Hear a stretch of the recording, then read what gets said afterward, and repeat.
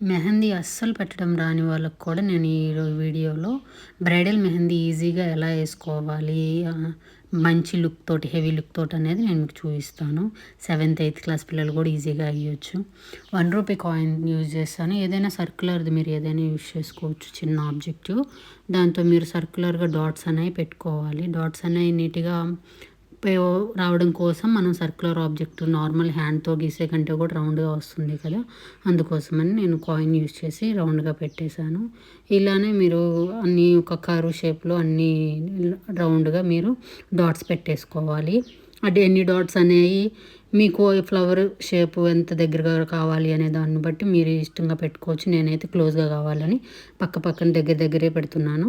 అలా కర్వ్ షేప్లో పెట్టేశాక ఒక టూత్ పిక్ తీసుకోవాలి. నా దగ్గర ఆ టైంకి టూత్ పిక్ లేదు, అందువల్ల నేను స్టిక్కి కాటన్ అనేది నేను చుట్టేసి నీట్గా నేను దాంతో ఫ్లవర్ని అనేది డ్రా చేస్తున్నాను. అలానే నేను ఇప్పుడు ఎలా చూపిస్తున్నాను అలాగా డాట్ని స్ప్రెడ్ చేయాలి. ముందుకు లాగడంతో నీకు ఒక పెటల్ షేప్ అనేది వస్తుంది. ఆ పెటల్ షేప్ అన్నీ కంటిన్యూ చేస్తే మంచి రౌండ్ ఫ్లవర్ షేప్ అనేది నీకు ఈజీగా వస్తుంది.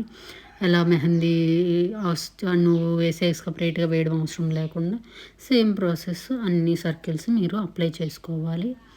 అలానే సేమ్ ప్రాసెస్ కంటిన్యూ అవుతూ మంచి ఫ్లవర్ షేప్ అనేది మీకు వస్తుంది.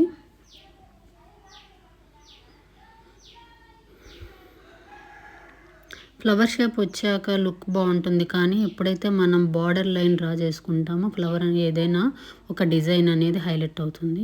సో నేను దానికోసం ఒక బార్డర్ లైన్ అనేది నీట్గా కోన్ తీసుకొని వేసుకుంటున్నాను. దానివల్ల మీకు ఫ్లవర్ అనేది హైలైట్ అవుతుంది చాలా బాగా. సేమ్ ప్రాసెస్ అనేది అన్ని ఫ్లవర్స్కి కంటిన్యూ చేస్తున్నాను.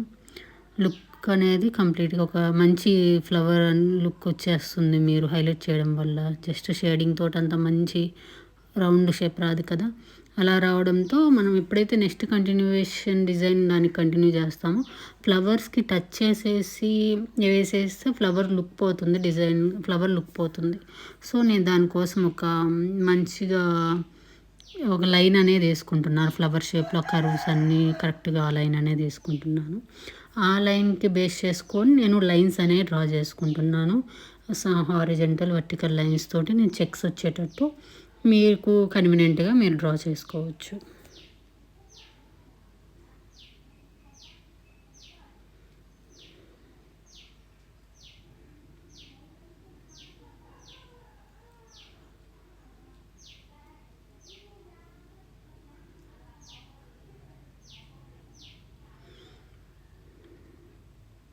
హారిజంటల్ అండ్ వర్టికల్ లైన్స్ అండి. మీకు అప్పుడు మంచి బాక్సెస్ అనేవి నీకు రెడీ బాక్సెస్ షేప్స్ అనేవి నీకు నీట్గా వస్తాయి. లైన్స్ అనేవి ఎక్కువ థిక్గా వేసుకోకండి, అంటే ట్రై చేయండి వేసుకోకుండా ఉండడానికి. ఎందుకంటే మనం నెక్స్ట్ డాట్స్ పెడతాం కదా అండి, డాట్స్ అనేవి హైలైట్ అవుతాయి. లైన్స్ అనేవి థిక్గా ఉంటే డాట్స్ అన్నీ కలిసి క్లమ్జీగా అయిపోతుంది, లుక్ బాగోదు. సో లైన్స్ అనేవి కొంచెం సన్నగా వేసుకోవడానికి చూడండి. తర్వాత ఇలా డాట్స్ అనేవి నీకు ఒక బాక్స్కి 4 సైడ్స్ నేను చూపిస్తున్నట్టు మీరు డాట్స్ అనేవి పెట్టుకోవాలి. ఒక బాక్స్ వచ్చి 4 డాట్స్ వస్తాయి, ఎవ్రీ కార్నర్కి ఒక పెట్టుకోవాలి. ఎంత అలా కంటిన్యూ చేశాక మళ్ళీ నేను ఎవ్రీ ఫ్లవర్ మధ్యలో ఒక డాట్ పెట్టుకొని టూత్పిక్తో డాట్ నీట్గా రౌండ్ చేసుకుంటున్నాను, మంచిగా హైలైట్ అవుతుందని ఫ్లవరు. అలాగే సేమ్ ఫ్లవర్కి డౌన్ సైడ్ ఎలా అయితే నేను హైలైట్ చేశానో అలానే ఒక అవుటర్ లైన్ తోటి ఫ్లవర్ని అగైన్ హైలైట్ చేస్తున్నాను. వేరే కంటిన్యూయేషన్ డిజైన్ అనేది వీటికి డామినేట్ చేయకుండా బాగుంటుందండి ఇలా ట్రై చేస్తే మీరు.